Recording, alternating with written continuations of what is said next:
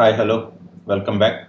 Today we would like to discuss few flashcards in radiology. This is a set 2 flashcards. Let us discuss about a interesting case of olfactory groove meningioma. See this is a case of a meningioma which is extending from the olfactory groove onto the sphenoid wing, and it is showing intense enhancement, and it is indenting on the gyrus rectus, and it was also pushing the gyrus rectus and the frontal lobe parenchyma superiorly. The corpus callosum appears elevated. Here, the intense enhancement and dural tail is appreciable here. You can see the dural tail here. There is again mass effect caused by the meningioma. The lesion is pushing the pall sign tissue to left side.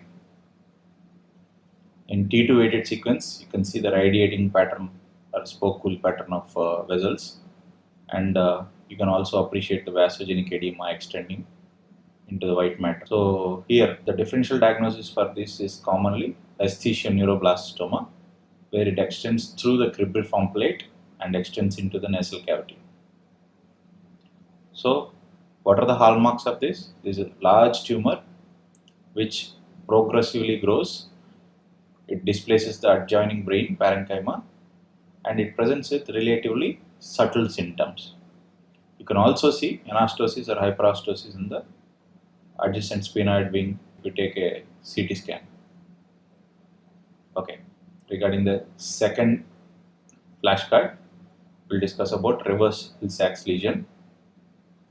Reverse Hill-Sachs lesion is nothing but in cases of posterior dislocation of shoulder, you can appreciate a defect in the anterior aspect of the humerus. Normally, the Hill-Sachs lesion occurs at the level of coracoid in the posterior superior aspect of the humerus.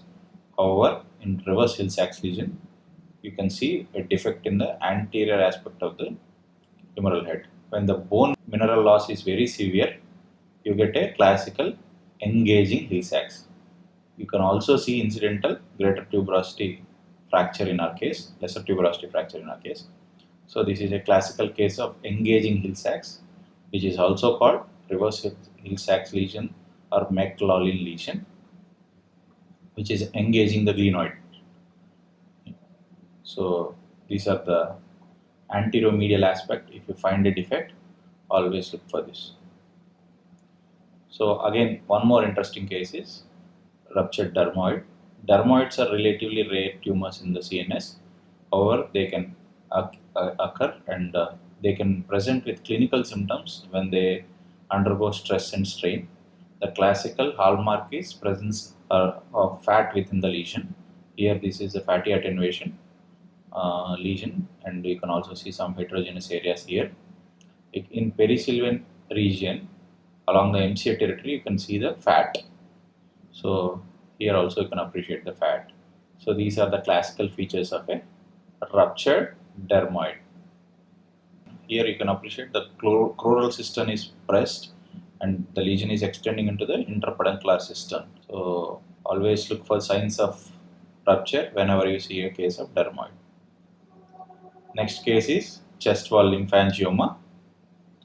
So here there is a large lesion along the lateral wall of the chest. You can also see the enhancing septa within the lesion. Here you're also seeing the enhancing septa within the lesion. So this is a classical case of cystic hygroma or chest wall lymphangioma. These are the lymphatic malformations which are space occupying non-neoplastic lesions, predominantly composed of lymphatic vessels, also called cystic hygromas. When dilated, lymphatic vessels leads to formation of large cysts. They can be found at birth. They can extend into mediastinum and axilla sometimes. So the growth is self-limited. However, whenever there is bleed or infection, they may lead to sudden increase of size. This is what has happened in our case. There was a sudden increase in the size following a hemorrhage within the lesion. So they can show septations and also microcystic areas. Again, one more interesting case. Here you can see classical scalpel sign. It is a sagittal, heavily titubated gradient sequence or fiesta sequence in GE machine. You can see there is a arachnoid web here which is causing dynamic changes resulting in scalpel sign. The pressure over the CSF pressure exerted on the cord results in classical scalpel sign. So here the scalpel, it appears like a scalpel here. So again the wasting caused by the pressure exerted by the CSF appears like a scalpel. So scalpel sign is described in a case of dorsal arachnoid web on sagittal MRI. Enlarged dorsal CSF space resembles a surgical scalpel. The thoracic cord is focally anteriorly displaced. This sign helps us to differentiate ventral cord herniation and dorsal arachnoid cyst from dorsal arachnoid web. One more easy case, double PCL sign. And there is in our case, there is anterior horn of medial meniscus complete tear followed by flipping of the meniscus, and which is lying anteriorly in the intercondylar region, typically giving a classical appearance of double PCL sign. This is seen in case of bucket handle tears of meniscus, mostly in cases of medial meniscus tears. So sometimes you also get double anterior sign whenever there is a lateral meniscus bucket handle tear. So here the anterior meniscus of medial has flipped and lying in the intercondylar notch, giving a typical double PCL sign. Heart sign, very interesting sign. You have to appreciate that A is supplied predominantly by anterior spinal artery, which is nothing but a medial medullary artery, which supplies through medial. This area receives blood from medial medullary arteries. This is typical heart sign.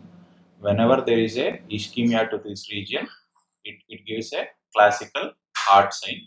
This area is supplied by posterior inferior cerebellar artery. So this results in lateral medullary syndrome. This area ischemia results in medial medullary syndrome. Here in our case, the diffusion is showing classical restriction or a heart sign.